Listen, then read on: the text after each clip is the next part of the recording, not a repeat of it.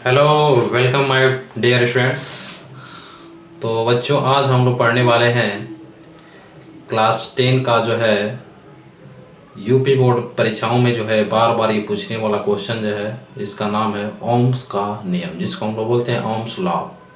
तो बच्चों, जो ये क्वेश्चन जो है आपके एग्जाम में जो है लगभग इस बार भी जो है पूछने वाला है संभवतः। ठीक है, तो इस क्वेश्चन को जो है आप लोग जो है अच्छी तरह से स्टडी कर लें। और चलिए, मैं इस क्वेश्चन को जो है सिंपल भाषा में आपको मैं बताने जा रहा हूँ, क्योंकि जो है आपको जो है रटने की कोई आवश्यकता नहीं पड़ेगी। तो आइए स्टूडेंट्स, हमको स्टार्ट करते हैं। तो यहाँ पे देखेंगे बच्चों ओम्स का नियम, ठीक है, ओम्स लॉ। तो ओम जो थे वो जर्मन के भौतिक वैज्ञानिक जार्ज साइमन ओम थे। इनका पूरा नाम था क्या? जार्ज साइमन ओम था। और इन्होंने सन 1827 में जो है अपना एक नियम प्रतिपादित कर दिया। एक अपना नियम इन्होंने क्या कर दिया? खोज कर दिया। ठीक है, उन्होंने क्या किया कि कोई एक चालक पदार्थ लिया। चालक किसे कहते हैं? जिसमें विद्युत धारा का प्रवाह क्या होता है? आसानी से चला जाता है। जैसे मान लीजिए एल्युमिनियम हो गया और चाहे कॉपर का तार हो गया। तो उसमें हम क्या करते हैं? लाइट को ऐसे कनेक्ट कर देते हैं तो देखते हैं कि बल्ब क्या होता है, मतलब ग्लो होने लगता है, जलने लगता है।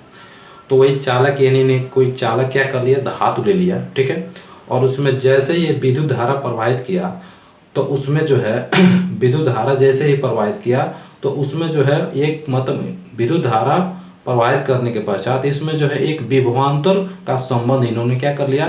स्थापित कर लिया। ठीक है, तो इन्हीं इस क्रिया को हम लोग क्या कर सकते हैं कि ओम्स का नियम कर सकते हैं। तो यही जो है हम इसमें पढ़ने वाले हैं।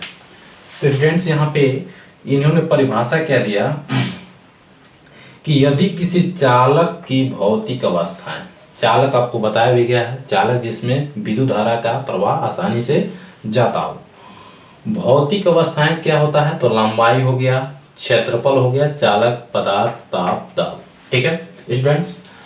अपरिवर्ती, अपरिवर्ती की मतलब बिल्कुल यो बदले ना। ठीक है, वो बिल्कुल आपका बदले ना। ठीक है, अपरिवर्तित यानी परिवर्तन न हो। जैसे उसका क्षेत्रफल जो जितना दिया गया है उतना ही रहे, लंबाई जितना दिया गया है, जैसे मान लीजिए यहाँ पर लंबाई हो गया 4 सेमी, ठीक है, तो ये 4 सेमी रहे, 5 सेमी न हो। ठीक है, और इसका ताप, दाब, ये सब क्या रहा है? मतलब अपरिवर्तित है। तो चालक में जो धारा जो बह रही है, जो करंट इसमें बह रहा है, वो चालक के सिरों के मध्य, सिरों के मतलब इन दोनों के सिरों के मध्य विभवांतर के अनुक्रमणपाती होता है। अनुक्रमणपाती की मतलब स्टूडेंट्स ये होता है कि अगर भी का मान बढ़ाया जाए, ठीक है, तो आई का भी मान बढ़ जाता है। अगर आई का मान बढ़ाया जाए तो भी का भी मान बढ़ जाता है। अगर आई का मान कम किया जाए तो भी का मान भी क्या होता है? कम हो जाता है। तो इसके मतलब ये अनुक्रमणपाती यानी समानुपाती यानी कर सकते हैं। ओके स्टूडेंट्स, तो यहाँ पे आप लोग अनुक्रमणपाती और समानुपाती समझ जाएंगे। अब देखिए क्या होता है कि अब इन्होंने मान लिया, हमने क्या किया? माना किसी चालक के सिरों के मध्य विभवांतर क्या है? भी है। कोई चालक, मान लीजिए कोई चालक क्या है? कोई धातु है, जैसे कॉपर हो गया, उसका सिरों के मध्य का विभवांतर क्या मान लिया? भी हो गया।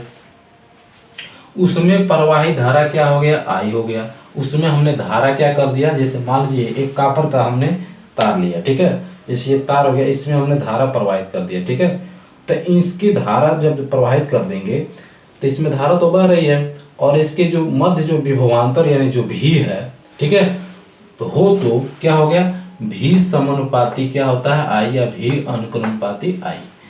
भी बराबर हम लिख सकते हैं आर इंटू आई, जहां आर एक नियतांक है जिसे चालक का प्रतिरोध भी कहते हैं। प्रतिरोध की मतलब ये होता है स्टूडेंट्स कि अगर किसी चालक में जो विद्युत धारा प्रवाहित हो रहा है उसको रोक दे, उसे हम क्या कहते हैं? प्रतिरोध कहते हैं।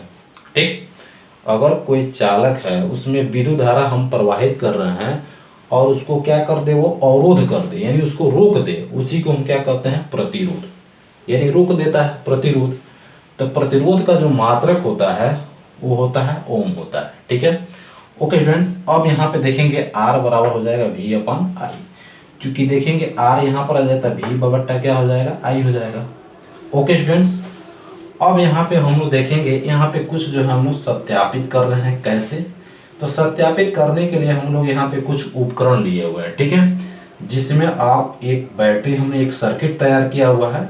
इस सर्किट में आपका एक बैटरी लिया गया है, ये आपका कुंजी है जिसको आप लोग स्विच बोलते हैं, ये आपका अमीटर है जो है विद्युत अमीटर जो है ये विद्युत धारा को मतलब क्या करता है, मेजर करता है, ठीक है, यानी एम्पियर होता है, एम्पियर को क्या करता है मतलब ये मापने का कार्य करता है। ये वोल्ट मीटर है, जैसे कितना वोल्ट आ रहा है, धारा मतलब जैसे ये धारा को मापता है, ये वोल्ट को बताता है, ठीक है। ये आपका प्रतिरोध तार हो गया, ये आपका धारा नियंत्रण हो गया, धारा को नियंत्रण क्या करता है, नियंत्रण करने का कार्य करता है। ओके स्टूडेंट्स, यहाँ पे देखेंगे ये प्लस है, यहाँ पे माइनस है। जैसे ये कुंजी की मतलब ये होता है, जैसे स्टूडेंट्स यहाँ पे मान लीजिए कि यहाँ से धारा जा रहा है, ठीक है, और जैसे अगर इसको हम क्या कर देंगे, इसे मान लीजिए कि ऐसे मतलब ये है, ठीक है। अब यहाँ पे क्या है, इधर से धारा जैसे जा रहा है, तो अब इसको जैसे हम कनेक्ट करेंगे तब इधर क्या हो जाएगा, धारा बहना स्टार्ट कर देगा। और जैसे अगर कनेक्ट नहीं करेंगे तो क्या यहाँ पर देखिए धारा जा रहा है, नहीं जा रहा है। ठीक उसी तरह से स्टूडेंट्स इसमें जो है एक सर्किट बनाकर ये तैयार किया जाता है। इसका जो सिंबल जो होता है ये आपका ओम होता है, ठीक है। अब ये किस में लागू होता है, तो ये जो है आपका श्रेणी क्रम में जो है ये लागू होता है, ठीक है। और यह किस नियम में और होता है, तो यह नियम जो है डीसी परिपथ पर लागू होता है। डीसी का मतलब डायरेक्ट करंट में जो है यह नियम क्या होता है, लागू होता है। अब इसको हम लोग कैसे बार मतलब ग्राफ के थ्रू कैसे समझते हैं, तो स्टूडेंट्स यहाँ पे देखेंगे कि आपका जो है ये आपका एक्स अक्ष हो जाएगा और ये आपका वाई अक्ष हो गया, ठीक है। अब देखेंगे यहाँ पे जब है आपका वोल्ट जो है कितना है, विभवांतर कितना है 10 है, तो आपका धारा कितना होगा 5। देखेंगे अब दोनों का जो अनुपात जो निकलेगा देखिए बराबर निकलेगा। अगर मान लीजिए कि आपका R बराबर क्या होता है, तो V/I होता है, ठीक है। तो V का मान कितना है 10 और I का मान कितना है 5, तो 5 दूना कितना हो गया 10, 2 आ गया ना। देखिए अगर यहाँ पे विभवांतर 20 है, धारा कितना है आपका 10 है, तो अभी भी 10 दूना कितना आ रहा है 20 आ रहा है। फिर अगर आप मान लीजिए आपका विभवांतर कितना है 30 है, तो और धारा कितना है आपका 15 है, तो 15 दूना कितना हो जाएगा 30। अगर आपका विभवांतर कितना है 40 है और धारा आपका कितना है 20 है, तो भाग देंगे 40, 20 दूना कितना होता है 40। अगर आपका विभवांतर कितना है 50 है और धारा कितना है आपका 25 है, तो 25 दूना 50। तो देख रहे हैं स्टूडेंट्स, ज्यों ज्यों इसका धारा यानी इसका जो अनुपात जो निकल रहा है वो इक्वल आ रहा है, इक्वल का मतलब बराबर आ रहा है, ठीक है। तो हम ये कह सकते हैं कि अगर ये धारा का मान अगर बढ़ाया जाए, किसी चालक में अगर धारा अगर बढ़ाया जाता है, ठीक है, अगर आपको क्या बढ़ाया जाता है, धारा अगर बढ़ाया जाएगा यानी I अगर बढ़ाया जाता है, ये बढ़ेगा तो V भी बढ़ेगा। अगर I आपका कम किया जाता है, लेस किया जाता है, तो V भी क्या होगा, लेस होता है यानी कम होता है, ठीक है। तो इस तरह से स्टूडेंट्स आप लोग को लगभग जो है यह जो है आपको टॉपिक समझ में आ गया होगा, ठीक है।